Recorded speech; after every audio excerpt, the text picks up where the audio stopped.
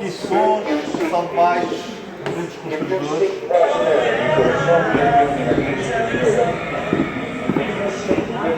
O museu está em Sintra e é o oposto do ambiente natural que o rodeia.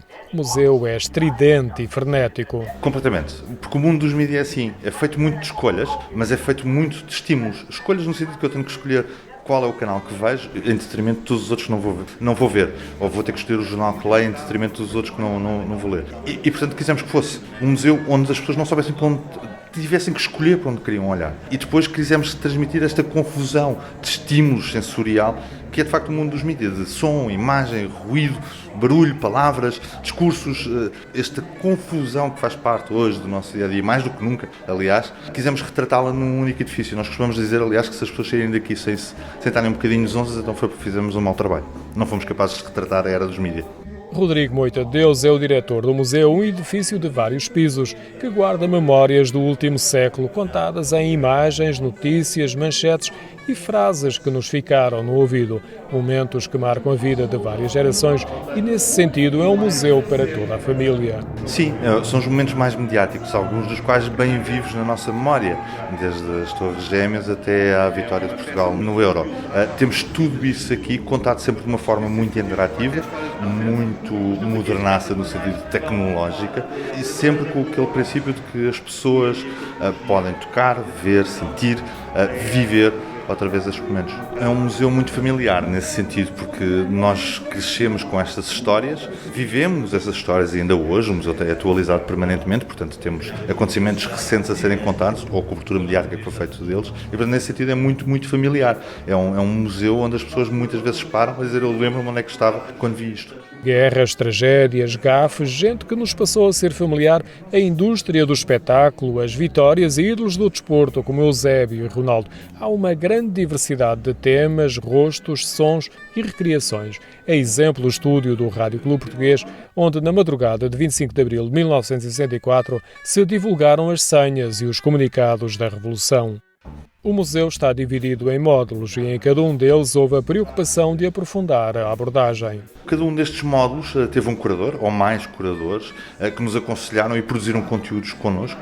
Falo, por exemplo, da questão da sala do jornalismo de guerra, onde tivemos o José Rodrigues Santos a trabalhar connosco, que é o autor das poucas teses de doutoramento que houve sobre esta matéria e que trabalhou muito proximamente connosco na parte toda dos conteúdos e nós na parte da exposição desses conteúdos. Portanto, é sempre um casamento muito engraçado. Quem pensa, quem trata, quem faz o deep diving, o mergulho mais profundo nestas matérias, e depois termos uma equipa de designers ou de produtores de vídeo a produzir conteúdos que sejam de alguma forma muito acessíveis às pessoas. Em alguns casos, a abordagem é enriquecida com o testemunho de protagonistas, de forma a valorizar o enquadramento.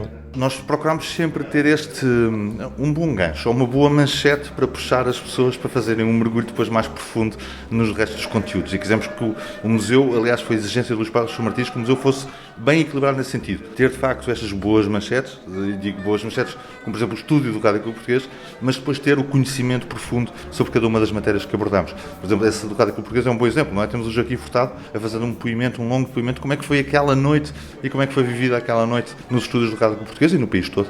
É extraordinário. O frenesim dos média não se fica por Portugal. Embora, como vamos ouvir, houve anos onde o frenesim era controlado.